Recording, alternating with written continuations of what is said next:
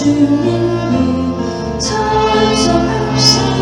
구주의 십자가 구주의 십자가 보혈로 죄 씻음을 원하네. 내 죄를 씻으신 주님을 찬송합시다. 찬송합시다. 찬송합시다. 내 죄를 씻으신 주님을 찬송합시다. 죄악의 손안에 주신 주, 내 손을 들어 대신해 십자가 앞에서 주님을 찬송합시다. 찬송합시다. 찬송합시다. 내 죄를 씻으신 주님을 찬송합시다. 주 앞에 있는 생명수 날 씻어주려 하시네. 내 깊은 정성을 하나로 찬송합시다. 찬송합시다. 찬송합시다. 내 죄를 씻으신 주님을 찬송합시다. 내 주께 매일하며 보니 생명수가 있는 저녁에 흘러온 순전한 주님을 찬송합시다. 찬송합시다. 찬송합시다. 내 죄를 씻으신 주님을 찬송합시다. 찬송합시다. 찬송합시다. 찬송합시다.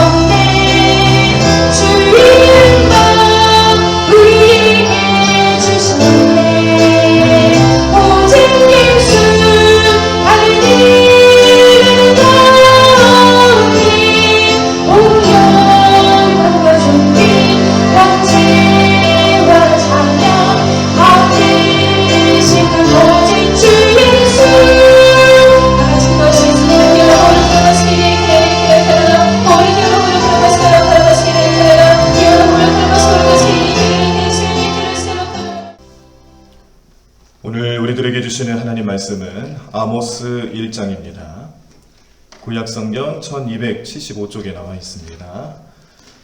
아모스 1장 말씀을 교독하시면서 말씀 함께 보시겠습니다.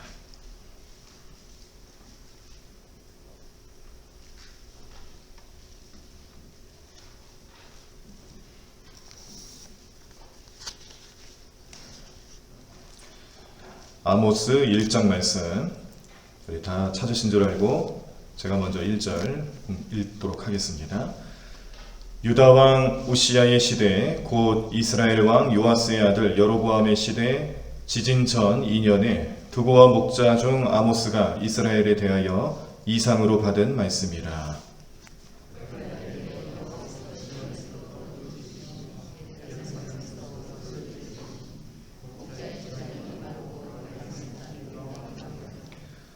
여호와께서 이와 같이 말씀하시되 다메섹의 서너 가지 죄로 말미암아 내가 그 벌을 돌이키지 아니하리니 이는 그들이 철 타작기로 타작하듯 길르앗을 압박하였음이라.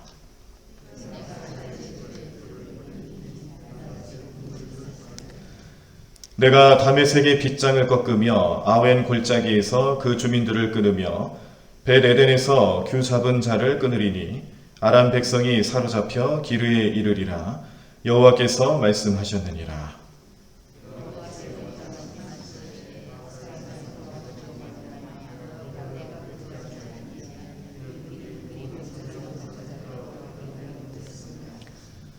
내가 가사성에 불을 보내리니 그 궁궐들을 사르리라.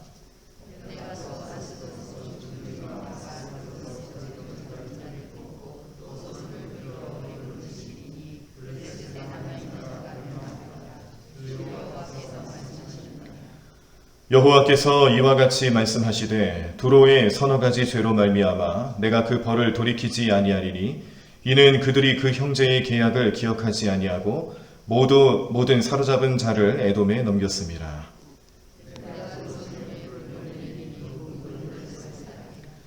여호와께서 이와 같이 말씀하시되 에돔의 서너 가지 죄로 말미암아 내가 그 벌을 돌이키지 아니하리니 이는 그가 칼로 그의 형제를 쫓아가며 긍휼을 버리고 항상 맹렬히 화를 내며 분을 끝없이 품었음이라.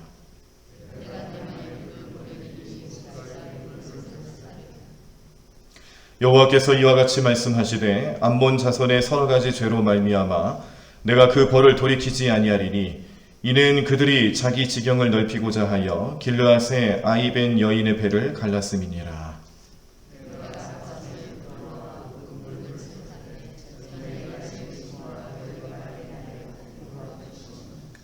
그들의 왕은 그 지도자들과 함께 사로잡혀 가리라. 여호와께서 말씀하셨느니라. 아멘. 오늘 우리들이 아모스 말씀 1장을 보셨습니다. 아모스가 어떤 말씀의 내용이 담겨 있는지 대략적인 내용을 먼저 좀 설명을 해드리도록 하겠습니다. 구약성경의 30번째에 해당하는 책이고요. 12소선지서의 세 번째에 해당되는 선지서입니다. 선지자 아모스가 아모스서를 지었고 그가 자기의 예언을 써서 남긴 책으로 오늘 우리가 보실 수가 있는데 좀 특징이 있다라면은 워낙 분량이 또 많지가 않고 또 시기적으로도 그렇게 긴 시기를 다루지 않습니다. 그래서 다른 선지자들처럼 뭐 나중에 그 제자들이 뭐 책을 엮는다든지 뭐 후대에 다시금 그 행적들을 좀 기리면서 썼다든지 이런 것은 아니고 아모스 같은 경우는 아모스가 직접 그의 선지자로서 활동했던 내용들을 후대에 자기 사역의 후대에 직접 썼을 것이다. 이런 생각을 좀 하실 수가 있겠습니다. 시대적인 배경으로 봤을 때는 원래 아모스가 남유다의 사람이거든요. 그런데 특별히 하나님께서 아모스를 선택하셔서 이 북이스라엘을 예언하고 또 하나님 말씀을 전하는 선지자로 활동케 하셨습니다. 당시에 아람, 수리아로 알고 있는 아람 사람들 또 아수르의 쇠퇴와 함께 여로보암 2세, 북이스라엘의 여로보암 2세가 이 정치적으로 풍요로운 그런 시대를 겪게 됩니다. 주변의 강대국들이 이제 쇠퇴하는 시기가 왔었어요. 그때 상대적으로 북이스라엘이 이제 부강해지기 시작하는 거죠. 그래서 어느 정도까지였냐면은 이제 다윗, 솔로몬 시대에 따라가는 그런 황금 시대를 맞이하게 되는데, 근데 오히려 이게 독이 됩니다. 잘 산다고 다 좋은 게 아니네요. 성경을 보니까 또 그런 교훈을 주십니다. 정치적으로 안정되고 경제적으로 풍요로워지고 이러니까 상대적으로 사람들의 삶이 어떤 식으로 바뀌냐면 사치를 하게 되고, 또 법이라는 건 결국 뭐겠습니까? 하나님 보실 때 하나님의 공의, 또 하나님께서 이 백성들을 또 역사를 이끌어 나가시는 데 있어서 알리고자 하시는 그런 하나님의 뜻을 율법처럼 혹은 또 그들의 삶의 중심으로 삼고 그렇게 생활을 해야 되는데, 그게 없어집니다. 정의가 사라지고 공의가 사라지는 시대를 맞이하게 된다는 뜻이죠. 신앙이 없는 형식적인 예배를 드렸고요. 또 온갖 우상 숭배와 또 우상들이 섬기는 제의를 행하면서 그때 그 시절만큼은 풍요로웠을지는 모르지만, 그러나 영적으로 봤을 때는 암흑기다라고 말을 할 수 있을 정도로 어려운 시대를 지냈습니다. 근데 이런 모습이 사실 남유다라고 다를 건 없었고요. 남유다뿐만 아니라 북이스라엘도 똑같이 그런 공통적인 현상을 가지고 있어서, 아모스 선지자가 예언을 펼치고 말씀 전하는 데 있어서 북이스라엘만 해당되는 건 아니었고요. 남유다 왕국을 향해서도 주시는 하나님 말씀이었습니다. 이렇게 두 왕국이 그런 공통점도 가지고 있었는데, 특별히 북왕국에서는 그들의 성소인 베델, 또 길갈, 브엘세바 이런 장소에서 형식적인 예배를 드리게 되고, 또 참된 예배 정신이 없어지고, 또 음행이 횡행해지면서 결국에는 하나님의 심판을 선포하게 되는 일로 나타나게 됩니다. 그래서 아모스서를 쓴 목적은요, 다른 게 아닙니다. 이스라엘의 부패, 종교적인 타락, 이런 것들 때문에 하나님께서 그 사람들을, 그 나라를 심판하실 것인데, 그러므로 회개해야 된다는 뜻이죠. 하나님께 돌아오는 길만이 은혜를 입을 수 있는 유일한 길이다라는 것을 깨닫게 하기 위해서 주시는 말씀들이 아모스서에 나타나 있습니다. 이 아모스서를 나중에 스데반이요, 공회 앞에서 재판받고 또 처형 당하는 그 현장에서 스데반이 이제 설교를 하지 않습니까? 그때 아모스서 5장 25절, 27절을 인용하게 됐고, 또 야고보 예루살렘 회의에서 또 이런 여러 가지 주장을 펼치는 과정에서 아모스서 9장 11절 말씀을 인용하는 등, 이 신약 성경에도 많은 주의 종들이 이 아모스서를 사랑했고요. 또 그런 하나님 뜻을 펼치는 데 있어서 특별히 이제 이 유대인들, 또 이스라엘 백성들을 향해서 복음을 전하는 과정에서 하나님의 뜻을 이 구약 성경을 인용할 때에 이 아모스서를 종종 이용했다는 것을 깨닫게 됩니다. 아모스서는 예언자로서의 특징이 좀 있는데, 이 예언서를 써내려고 하는 특징 중에 제일 큰 특징은, 이제 전체적으로 한번 나중에 통독을 해보십시오. 그러면 거기에 마치 우리가 시편을 보는 것과 같이 시적인 그런 표현들을 많이 씁니다. 대부분 잘 갖춰진 시적인 형태를 갖추고 있고, 간결하고 구체적이고 함축적이면서 또 힘있는 어조로 하나님 말씀을 전하는데, 그래서 사람들은 아모스 선지자가 뛰어난 또 시인은 아니었을까, 그렇게도 생각을 하죠. 또 비슷한 내용이 이제 우리가 이사야 말씀을 통해서도 좀 볼 수가 있는 것이, 이사야도 이 선지자로서, 대선지자로서 분량이 많습니다. 그런데 그 많은 분량의 내용들이 대체로 굉장히 아름다운 문체, 적절한 비유, 이런 그런 문학적인 어떤 특징들이 또 있어요. 그래서 이사야 선지자의 글을 볼 때도 좀 딱딱하기보다는 하나님의 말씀과 그 뜻을 잘 이해할 수 있도록 그 글을 써내려가는 과정 중에 얼마나 많은 노력을 또 했는가, 그런 노력들이 보이죠. 그래서 우리가 암송하시거나 또 즐겨 보시는 그런 성경 구절 중에 이사야서도 굉장히 많습니다. 그런 이유가 다 이 시처럼 또 이 그 선지자들이 말씀을 이제 써내려가는 기록으로 남기는 과정에서 그런 시적인 어떤 능력들을 잘 발휘했기 때문에 그런 특징이 나타난다는 것을 깨닫게 됩니다. 이렇게 아모스는 이런 특징들을 가지고 있어요. 자, 오늘 그래서 우리가 1장 말씀을 보셨고, 전체적인 줄거리는 이렇습니다. 이스라엘과 주변에 있는 이방 나라들까지 하나님께서 그 범죄를 깨닫게 하고 고발하고 이제 심판하실 내용들을 간결하게 알려주고 있습니다. 그런데 이 내용을 보면서 결국에는 누가 그 말씀을 깨달아야 되냐면은 북이스라엘과 남유다 왕국들이, 남유다의 백성들이 깨달아야 된다는 사실이죠. 하나님께 선민으로 택함 받긴 했지만 그러나 뭐 이방 나라와 별반 다를 게 없다.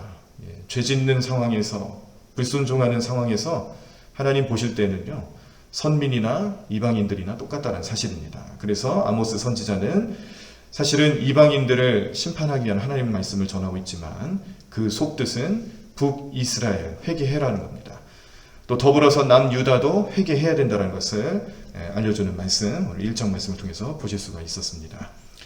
자, 1장 말씀에는 또 아모스가 사명을 받는 장면도 나와요. 우리 초반절에 나오는데, 원래 아모스는 양을 치는 목자였습니다. 그런데 여로보암 2세 때 나라가 이제 경제적으로 부유해졌으나 신앙적으로 타락하고 영적으로 암흑기를 겪기 시작을 하면서 하나님이 이제 이 말씀, 하나님의 예언의 말씀들을 선포할 선지자를 아모스로 선택하시고 세워주시는데, 근데 그때 또 마침 그 역사적으로 무슨 일이 있었냐면은 북이스라엘에 큰 지진이 한번 일어납니다. 그래서 이제 아모스 입장에서 하나님께서 나를 부르시고 또 나에게 사명을 주시는 이 과정에 또래는 그런 생각을 할 거 아니겠어요? 저도 그런 생각 참 많이 했습니다. 제가 과연 목회를 해야 되는 게 맞습니까, 하나님? 이러면서 처음에 목회 소명 받을 때부터 끊임없이 그런 질문들을 해왔었는데 아모스도 아마 그랬을 것 같아요. 그냥 양이나 치고 있던 목자가 갑자기 부름받고 말씀을 전하라고 하시니 이 현실을 어떻게 받아들일 수 있을까? 좀 혼란스러웠겠죠. 그런데 지진이 일어난 거죠. 아주 엄청난 지진이 일어나면서 그 상황이, 전체적인 그런 상황들이 하나님 나를 부르신 게 맞구나. 그래서 이 지진을 하나의 사명을 받는 지표로 여긴 겁니다. 그래서 오늘 말씀에도 그런 내용이 나오죠. 이제 지진이 일어났던 때를 이제 표현을 하고 있고, 또 이제 자기가 이 하나님 말씀, 또 심판에 대한 말씀들을 전하고 또 알리면서 이런 사역을 감당하는 것, 하나님 뜻으로 알고 그 뜻을 받들기 위해서 오늘 말씀을 들고 나간다는 것을 분명히 밝히고 있습니다. 자, 그런데 오늘 1장 말씀에 보면요, 주변 국가들, 그러니까 이스라엘의 주변 국가들이 어떤 죄를 지었기 때문에 심판을 당하게 되는지에 대해서 간략히 소개를 하는데, 여기는 패턴이 있습니다. 아모스 선지자가 주변 국가들의 죄를 고발하고 심판에 대해서 얘기할 때 세 가지 패턴이 있어요. 첫 번째는 심판을 먼저 선포하고요. 두 번째는 왜 심판당하게 되는지에 대해서 간결하게 알려주고, 그리고 마지막 세 번째는 심판의 내용은 이러한 것이다 라고 알려줍니다. 그래서 지금 제가 이제 이 이방 민족들에 대한 그런 심판의 내용들을 이제 알려드릴 건데, 이런 패턴에 따라서 아모스가 선포를 하고 있다는 것을 염두하시고 보셨으면 좋겠습니다. 자, 먼저 이방 나라 가운데 첫 번째 나라는 다메섹입니다. 다메섹의 죄는 우리 그 이스라엘 지파 가운데 므낫세, 갓, 그리고 루벤 반 지파가 살던 길르앗이라는 지역이 있는데요. 이 길르앗을 다메섹이 점령하고 그 지역에 살고 있는 이스라엘 백성들을, 또 주민들을 잔인하게 압박하는 죄를 저질렀습니다. 그 결과 이 아람의 통치자들과 수도 그리고 왕궁에 있던 아웬 골짜기와 벳하단에 파괴되고, 또 이것이 하나님의 심판으로 나타나게 될 것이라는 것을 선포하고요. 또 자신들의 고향인 기르에 처참한 포로의 신세가 되어서 끌려오게 될 것이라는 것을 선포를 합니다. 그런데 이 예언이 실제로 기원전 732년에 아수르의 디글랏 빌레셀 3세가 다메섹을 치게 되는데요. 그때 그 다메섹의 르신 왕을 죽이고 또 그 심판의 내용대로 정말 포로로 붙잡혀가게 되는 내용, 선포하신 내용대로 성취가 됩니다. 두 번째 나라는 블레셋입니다. 오늘 블레셋이라는 표현은 없었지만 블레셋이라는 것을 알 수 있는 도시가 나오죠. 가사라는 도시입니다. 이 가사는 블레셋의 대도시, 5대 도시 중에 하나였고요. 또 이 도시에서는 인신매매가 극심했습니다. 인신매매의 근거지였고, 닥치는 대로 모든 사람들을 잡아다가 에돔에다가 종으로 팔아넘기는 그런 죄를 저지르고 있었다는 겁니다. 그래서 하나님께서 블레셋의 도시와 건물, 왕, 백성 이르기까지 완전히 진멸시키겠다라고 선포를 하셨고, 또 이 내용은 실제로 기원전 8세기에 아술에 의해서 블레셋이 멸망당하면서 어느 정도 이루어지게 됩니다. 근데 완전히 그렇게 어려움을 당하게 되는 것은 유대의 그 마카비 시대가 있어요. 유대 역사 가운데 마카비 시대라는 시대가 있는데, 그때 이런 일들이 온전하게 성취가 되었다는 것을 역사적으로도 알 수가 있습니다. 세 번째 나라는 두로입니다. 베니게의 수도인 두로인데, 여기서 두로에서 지었던 죄는 노예 매매입니다. 아까 이 가사에서도 인신매매, 노예에 대한 그런 얘기를 해드렸습니다. 여기도 마찬가지였어요. 그런데 이 노예 매매뿐만 아니라 하나님께서 가장 또 심판하실 수밖에 없는 내용으로 여기셨던 건 뭐냐면, 그 이스라엘의 형제 국가인 이 형제 국가로 여기고 있는 이스라엘과 그 언약을 파기하고 또 그 언약을 파기하는 것 자체가 하나님 보실 때는 굉장히 큰 죄로 나타납니다. 다윗과 솔로몬 시대 이후에 이스라엘과 밀접한 계약 관계를 유지하고 형제 국가처럼 그렇게 지냈다는 건데요. 그런데 나중에 자국의 이익을 성취하기 위해서 이익 앞에서 언약을 파기하고 또 그 계약을 깨뜨리고 이스라엘 백성들을 사로잡아서 에돔의 종으로 팔아넘기는 죄를 지었다는 사실입니다. 그래서 이러한 언약을 파기하는 행동 하나하나가 하나님 보실 때는 극악무도한 범죄로 여겨진 거죠. 하나님께서 그 두로를 멸망을 명하시고 또 심판하시겠다라고 알려주셨는데, 실제로 이 예언이 기원전 332년 알렉산더 대왕의 두로 함락을 통해서 이루어지게 됩니다. 이때 수천 명이 죽고 또 3만 명의 두로 백성들이 종으로 팔려가게 되는 현실을 맞이하게 됩니다. 마지막으로 에돔에 대한 마지막이 아니죠. 세 번째 나라로 에돔에 대한 심판이 나타나는데, 에돔의 죄악은 하나님께서 선택하신 백성 이스라엘을 끊임없이 적대 행위로 간주하고 또 그렇게 괴롭혔던 죄를 물으시는 겁니다. 에돔은 잘 아시는 것처럼 에서의 후손이죠. 에서의 후손으로서 이스라엘 백성과는 먼 형제 관계입니다. 그런데 이 에서와 또 그때 당시 야곱의 관계, 이 관계가 해결이 되지 않는 거예요. 이 야곱이 장자권을 빼앗았던 그런 일들을 뿌리 깊게 원수로 여기고 또 그런 편견에 계속 사로잡히면서 이스라엘과 좋지 못한 관계, 그리고 잔인하고 무자비한 공격을 날마다 벌였다는 것이 죄로 드러났습니다. 하나님께서는 에돔의 주요 도시였던 대만, 보스라에 불을 내리셨고 그 지역을 황폐화시키겠다라고 말씀을 하셨는데, 실제로 기원전 8세기경에 아수르와 또 기원전 3, 4세기경에 아라비아 종족 가운데 하나였던 나밧 족속이 있는데요. 이 나밧 족속에 의해서 에돔 땅은 황폐하게 멸망하게 됩니다. 마지막으로 암몬 자손에 대한 이야기를 또 알려주십니다. 암몬 자손. 암몬은 극악무도한 살상 행위를 했기 때문에 하나님께 또 정죄를 당합니다. 요즘 암몬에 대해서 우리가 좀 여러 번 보시게 되는데, 어제도 우리가 사무엘상 말씀을 보셨어요. 13장 말씀을 보셨고 지난주에 12장 말씀 보시고, 이런 과정에서 이 암몬에 대한 어떤 이야기들이 계속 나오죠. 이 사무엘상 말씀을 보면 이제 사울 왕이 이 암몬과의 전쟁을 벌이면서 그때 큰 승리를 얻고 그 승리를 통해서 정식 왕으로 기름 부음을 받을 수 있는, 대관식을 벌일 수 있는 어떤 토대가 마련됩니다. 사람을 왕으로 세워놓고 또 어떤 사람은 이 사람이 무슨 우리의 왕이냐 이런 식으로 혼란한 시대였어요. 왕정 국가를 이루지도 못하고 왕으로서의 역할을 감당하지도 못하고 있는 그런 시대에 사무엘 선지자는 다만 하나님 또 뜻에 받들어서 사울을 기름을 부어준 그런 일을 일어나긴 했습니다만, 그러나 이제 왕으로 여기지 않는 그런 어려움이 있었죠.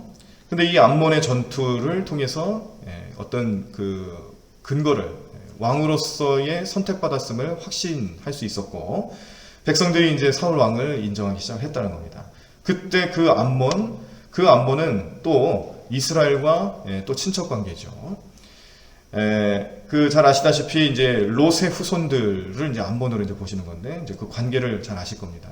근친상간에 의해서 나타난 자손들이어서 사실 이제 성경에서는 이 암몬 자손에 대해서 표현할 때는 역시 이것도 그 불순종의 씨앗으로 보고 있고, 또 암몬과 이스라엘 관계를 봤을 때 이 불순종의 씨앗은 결국 선택받은 민족인 이스라엘에게 있어서 항상 그들의 발목을 붙잡고 괴롭히고 전쟁 벌이고 이런 좋지 못한 관계로 나타나고 있다는 것을 깨닫게 됩니다. 아까 그 에돔과 또 똑같은 의미입니다. 에돔과의 관계도 그랬듯이 암몬 자손도 마찬가지고 이제 모압도 계속 등장하죠. 이런 모든 관계 속에서 이스라엘을 향한 그런 죄들이 이제 드러난다는 사실입니다. 암몬 족속 같은 경우는 루벤, 갓, 므낫세 반 지파가 살고 있던 길르앗 땅에 자기 땅이라고 주장하면서 이곳을 빼앗고자 하기 위해 여러 차례 전쟁도 벌이고 공격을 하는데요. 이런 과정에서 이 살생을 아주 잔인하게 합니다. 오늘 말씀에도 나왔습니다. 아이벤 여인의 배를 갈랐다. 정말 어마어마한 끔찍한 그런 모습을 보여줬어요. 그래서 잔인하고 그런 행동들 하나하나를 하나님께서는 죄로 여기시고 결국에는 심판하시겠다라고 말씀하시면서 그들의 수도였던 랍바성을 불사르고 또 주변의 강대국들에 의해서 침략을 받아 멸망당하게 되고 황폐하게 될 것이다라는 선포를 하십니다. 그래서 이 예언이 실제로 기원전 734년 아수르 디글랏 빌레셋 3세에 의해서 성취됐고, 또 기원전 580년경에는 바벨론의 느부갓네살 왕의 침략으로 또 어느 정도 이루어졌고요. 그 후에 헬라 안티오코스 3세의 공격을 받아서 완전히 황폐해지게 되는 결과를 낳게 됩니다. 자, 제가 지금까지 이렇게 5 나라에 대해서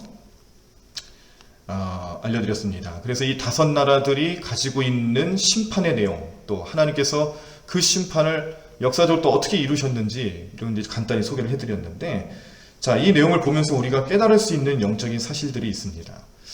이렇게 주변 나라들을 하나님께서 정죄하시고 심판하시겠다라고 말씀하시면서 그 이야기 하나하나를 아모스 선지자의 입술을 통해서 증거하게 하셨는데, 이 말씀들을 통해서 깨달아야 될 사실은 첫 번째, 교만하고요, 우상 숭배하고 또 그러한 죄로 얼룩진 나라들은 하나님께서 반드시 심판하신다는 것을 알려주는 말씀입니다. 그런데 심판에 대해서는 하나님께서 또 성취하시겠지만, 그러면 심판에 대해서만 하나님 말씀하셨는가? 아니라는 겁니다. 피할 길을 알려주시는데 그 피할 길은 바로 회개라는 거예요. 그러니까 이 나라들에 대해서도, 이 5 나라에 대해서도 피할 길을 선지자의 입술을 통해서 알려주시는 겁니다. 그런데 이 주변 나라들이 그 사실을 깨닫지 못하고 역시 교만한 마음에 사로잡혀서 회개를 하지 않죠. 회개만이 살 길이고 회개만이 하나님 마음을 돌이킬 수 있는 방법인데 모르는 겁니다. 누가 말을 해줘도 깨닫지 못하고 선지자가 선포해도 그냥 한쪽 귀로 듣고 한쪽 귀로 흘려버리는 주변 국가들의 그런 교만한 모습들도 우리가 함께 보실 수가 있었습니다. 하나님께서 심판에 대해서 말하지만 그러나 용서에 대해서도 말씀하시고 회개할 수 있는 기회를 주신다는 것은 곧 하나님의 성품, 하나님의 속성이라는 것은 곧 공의로우신 하나님이시지만 그 공의보다 더 크신 사랑의 하나님으로 나타나고 계신다는 것을 다시 한번 깨달을 수 있습니다. 두 번째 영적 교훈은요, 우리 인간들이 하나님의 은혜가 아니었으면 우리도 오늘 이 시대를 살아갈 수 있을까? 우리도 진작에 멸망당할 수밖에 없는 연약한 존재들인데, 그럼에도 불구하고 하나님께서 우리를 사랑하셨고 그 사랑을 통해서 우리가 오늘 이 시대를 살아갈 수 있다는 것을 생각하셔야 합니다. 믿으셔야 합니다. 오늘 이 사실을 알고 마음속에 깨닫고 기억하시면서 우리에게 주시는 사명은 무엇이냐면, 그러므로 우리도 사랑을 베풀며 살라라고 주시는 하나님의 음성 되는 줄로 믿습니다. 죄 지으면 심판당할 수밖에 없지만 피할 길을 주시고 용서를 해주신 하나님의 사랑은 결국 우리도 그 사랑으로 살아가라고 주시는 은혜의 방편인 줄로 믿습니다. 그러므로 우리 모든 성도들은요, 언제나 남을 용서할 수 있는 마음을 품고 살아가야 되는데, 그것은 내가 하는 게 아닙니다. 하나님이 나를 그렇게 사랑하셨기 때문에 나도 그 사랑으로 살아가겠노라는 삶의 결단, 성령님의 은혜, 또 하나님 마음을 품고 살아가는 과정에서 얻어야 되는 우리의 믿음의 모습이 되셔야 될 줄로 믿습니다. 항상 사랑할 수 있으셔야 하고 항상 그 사랑을 전할 수 있는 우리 모든 성도님의 삶이 나타났을 때에 오늘 이 시대에 또 다른 하나님 말씀을 전하기 위해서 선택받은 오늘 이 시대의 선지자로서 또 사역자로서 오늘 우리의 삶을 잘 감당하시고 그 사랑의 메시지를 온전히 전하실 수 있는 우리 모든 성도님의 삶이 되시기를 간절히 축원합니다. 다 자리에서 일어나시겠습니다. 이른 아침 내 영혼의 목마름에 문을 열고 나의 사랑 내 주님께 이 하루를 맡겨요. 이른 아침 내 영혼의 목마름에 문을 열고 나의 사랑 내 주님께 이 하루를 맡겨요. 오늘 우리 함께 기도하실 때에 말씀의 내용을 기억하시면서 말씀의 뜻대로 잘 살아갈 수 있도록 성령님 도와달라고 기도하시고요. 오늘 또 중보하며 기도하실 때에 우리 재무부를 위해서 또 교사들을 위해서 기도해 주시고 저를 위해서도 기도해 주시고요. 원로 목사님과 사모님의 영육간의 강건함과 성령 충만함을 위해서도 기도해 주시고 오늘 목요일입니다. 우리 화요일과 목요일에는 항상 우리 전도대를 위해서 또 전도의 활성화를 위해서 중보 기도하는 시간이 또 있습니다. 기억하시고 우리 교회가 또 전도 열심히 잘할 수 있게 모든 환경과 또 상황이 될 수 있게 주님 도와달라고 전도 대상자들의 마음을 돌이켜달라고 또 우리 전도하시는 모든 그 순간순간마다 하나님의 은혜가 함께 하시고 또 사역의 열매가 나타날 수 있도록 도와달라고 그렇게 중보하며 기도해 주시기를 바랍니다. 우리 함께 통성으로 기도하실 때 말씀을 놓고 또 우리 함께 나누실 기도 제목을 생각하시면서 우리 하나님 앞에 간절히 구하며 기도하도록 하겠습니다. 통성으로 함께 기도하겠습니다. 주님 감사합니다. 오늘도 주님의 은혜와 축복 속에 주님 주시는 능력으로 형통한 삶을 살아가는 우리 삶 될 수 있도록 도와주시옵소서. 오늘도 아모스 말씀을 살펴보면서 그 말씀을 통해서 하나님 모든 백성들을 심판하시겠다라고도 말씀하셨지만 그러나 사랑의 하나님으로서 용서의 길을 열어주시고 다시금 하나님의 사랑을 힘입을 수 있는 그러한 은혜를 베풀어 주시는 하나님의 또 메시지를 그 말씀을 오늘 아모스의 입술을 통해서 전하셨다는 것을 깨닫게 됐습니다. 하나님 우리도 우리 인생을 살아갈 때에 주님께서 우리를 사랑하지 않으셨다면 어떻게 오늘 이 시대를 살아갈 수가 있었겠습니까? 주님 우리 삶을 붙잡아 주시옵시고 능력의 손길로 임하여 주시옵시고 그 삶을 온전히 깨닫고 살아갈 수 있는 우리 모든 주의 백성들 될 수 있도록 역사하시고 인도하여 주시옵소서. 하나님 말씀으로 살아가는 귀하고 복된 삶 될 수 있도록 인도하여 주시옵소서. 주님 오늘도 하나님 말씀 속에 언제든가 하나님의 삶 될 수 있도록 역사하실 줄 믿습니다. 주님